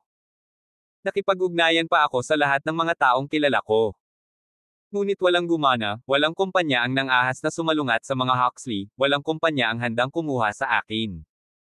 Wala talaga akong silbi. Sa pagtatapos, hindi na napigilan ni Victoria ang kanyang mga luha. Si Victoria ay isang mapagmataas at malakas na babae. Lagi niyang pinahahalagahan ang kanyang mga kakayahan kaysa sa kanyang kagandahan. Gayunpaman, sa sandaling ito, inamin niya na siya ay isang walang kakayahan na tao. Victoria. Hinailan ni Michael si Victoria sa kanyang mga bisig. Sa sandaling ito, mas nabalisa si Michael kaysa kay Victoria. Wala siyang kaalam-alam na si Victoria ay dumaan sa isang masamang araw kahapon. Talagang idinawit niya ang kanyang kasintahan at naging sanhi ng ganitong pagmamaltrato dahil sa kanya. Galit na galit si Michael, at nang maisip niya ang ginawa ni Kayden kay Victoria, hindi na niya napigilan ang kanyang emosyon. Michael, saan ka pupunta? Biglang kinawayan ni Michael si Victoria at tumayo para mag-walk out. Magsesettle ako ng scores kay Kayden Huxley. Tapat na ang awa ni Michael upang iligtas ang kanyang buhay sa Japan, at ang parusang ibinigay niya sa kanya ay hindi gaanong matindi kaysa sa dinanas ni Tyler. Gayunpaman, hindi na alam ni Kayden at naglakas loob na guluhin ang babae ni Michael. Galit na sumugod si Michael sa katabing villa, na siyang tahanan ng kasal ni Kayden at Ivy. Bukas ang pinto dahil maraming bisita ang inaasahan nila kaya kusa siyang makapasok. Pumasok si Michael sa bulwagan upang makita sina Kayden at Ivy na nakatayo sa hagdan at patungo sa ikalawang palapag. Caden Huxley. Labas. Ang galit na galit ni Michael ay nagpatahimik sa kaguluhan sa villa. Lahat ay nakatingin kay Michael na may pagkalito at pagkamuhi. Nang makita ang eksenang ito, si Stella, na nakatayo sa pintuan, ay mabilis na nadulas ng tahimik. Paglabas niya ng pinto ay nakita niya si Victoria na hindi pa nakakapaghilamos ng mukha at nakasuot ng tsinelas. Siyempre, nag-aalala rin siya na baka may mangyari kay Michael. Hinailan ni Stella si Victoria at sinabing, "Oh my goodness, Victoria, bakit ka nakapijama? Napakaraming mayayamang sayan doon, paano ka pupunta doon na nakasuot ng ganito? Tere na sa loob at ipagpalit kita ng damit bago lumabas ulit." Pero Michael. Nag-aalala pa rin si Victoria kay Michael. Hinailan ni Stella si Victoria at sinabing, "Hayaan mo na si Michael ang mag-isa sa bagay na ito, huwag kang makisangkot ng walang taros." Pilit na hinailan ni Stella si Victoria pabalik sa villa para magpalit. Sa loob ng villa ni Caden. Laking gulat ni Ivy nang makita ang nakamamatay na tingin sa mga mata ni Caden nang tumingin siya kay Michael. Si Michael ba ang sisira sa kasal ni Ivy? Nang magpakasal sina Ivy at Tyler, nagpakita si Michael sa kanilang kasal at ninakaw ang kanilang limelight sa pamamagitan ng pagdulot ng malaking kaguluhan. Si Caden na ba ang mala sa pagkakataong ito? Sa gulat ng lahat, isang malakas at matipunong lalaki na may pambihirang aura ang tumayo para kay Caden. Siya ay kapatid ni Caden, si Shane. Diretsyong tumakbo si Shane kay Michael, tumalon, at binato siya ng flying kick. Damn! Ang cool ni Shane. Si Shane ay maihahambing sa mga opisyal ng Special Ops. Iba si Shane kay Caden, na gwapo, payat, at mahina. Si Shane ay hindi kasing gwapo niya, ngunit siya ay malakas at mas mature. Bang! Bang! Bang! Dahil nakatsinelas siya at hindi makasipa ng maayos, hinarang niya ang mga sipa gamit ang kanyang mga kamay. Maaaring hindi madaling mahuli ng mga ordinaryong tao ang mga sipa, ngunit madaling mahuli ni Michael ang mga pag-atake ni Shane. Tumingin si Michael kay Shane at sinabing, "Dapat nag-practice ka ng ilang taon, pero hindi kita kalaban. Kung ayaw mong mamatay, huwag kang makialam." Malamig na yumuko si Shane at napabulalas, "Ikaw si Michael Hudson, tama. Si Caden ay ang aking nakababatang kapatid. Paano ko hahayaan na kumilos ka ng walang pigil dito?" Dati, nabali ang daliri ni Caden at nalasan ng gamot na nagdulot sa kanya ng pagkabaog. Galit na galit si Shane at matagal nang gustong patayin si Michael. Sa puntong ito, curious din ang mga kaibigan niya sa background ni Michael. Nandito ba siya para agawin ang nobya? Baka siya ang ex-boyfriend ng asawa ni Caden. Anong ex-boyfriend? Narinig kong sinabi ng mga kaibigan ko na minsan na raw kasal si Ivy. Baka ex-husband niya. Seryoso. Si Caden ay nagpakasal sa isang divorcee. Ang mga panauhin ay magkakasamang nakatayo at nagbubulungan. Galit na bumaba si Caden, tinuro si Michael, at tumahol, "Michael Hudson. Anong ginagawa mong trespassing sa bahay ko? Naghahanap ka ba ng gulo?" Galit na sagot ni Michael, "Dahil ginulo mo ang girlfriend ko, dapat alam mo na pupunta ako para makipag-ayos sa iyo." Nang makita ni Ivy ang eksenang ito, mabilis niyang itinaas ang kanyang damit pangkasal at bumaba. Sinabi niya kay Michael, "Sumama ka sa akin." Hinawakan ni Ivy ang kamay ni Michael at hinaila siya palabas ng villa dahil ayaw niyang magtalo ang dalawa sa harap ng maraming tao. Kung tutuusin, ayaw nila ni Caden na malaman ng kanilang mga kamag-anak at kaibigan na kasal noon si Ivy kay Michael. Hinailan ni Ivy si Michael at hindi sinasadyang sumunod sa kanya palabas dahil hindi niya alam kung paano siya tatanggihan. 2 beses nang nakita ni Michael si Ivy na nakasuot ng wedding gown, ngunit wala sa mga iyon ang para sa kanya. Lumabas sila at tumayo sa damuhan. Tanong ni Ivy, "Michael Hudson, anong ibig mong sabihin dito? Nang ikasal kami ni Tyler, dumating ka para gumawa ng gulo at gumawa ng kaguluhan sa kasal ko. Ngayong ikakasal na ako kay Caden, ginagawa mo na naman. Ganyan ka lang ba kagalit? Hindi mo kayang makita akong masaya, ha? Magiging masaya ka lang ba kung ipahiya mo ako at pahirapan?" Hindi rin alam ni Michael ang sasabihin. "Ivy, hindi ko sinasadyang guluhin ang kasal mo, at hindi ko rin intensyon na sirain ang kaligayahan mo. Pumunta ako ngayon dito dahil kay Caden Huxley. Kahapon, nagpunta si Victoria para sa isang pakikipanayam sa trabaho sa higit sa 10 kumpanya, ngunit sinira ni Caden Huxley ang mga bagay para sa kanya sa bawat pagkakataon. Gusto niyang sirain ang kinabukasan ni Victoria sa New York. Kailangan kong makakuha ng malinaw na paliwanag mula sa kanya. Malamig na umungol si Ivy, ngunit napaka-perpekto pa rin ang mukha niya. At sabi mo hindi mo sinasadyang guluhin ang kasal ko. Nangyari yun kahapon. Bakit kailangan mong magtanong tungkol dito ngayon? Nalaman ko lang din. Paliwanag ni Michael. Iniunat ni Ivy ang kanyang payat na kamay at sinabing, tama na, hindi mo na kailangang magpaliwanag.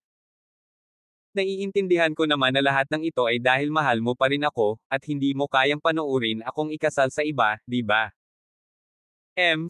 You're hemming and hawing and make up so many excuses. Mas gusto kong umiyak ka at sabihin sa akin na mahal mo pa rin ako at hindi mo ako makakalimutan. Mas gugustuhin kong lumuhad ka para magmakaawa na bigyan kita ng isa pang pagkakataon.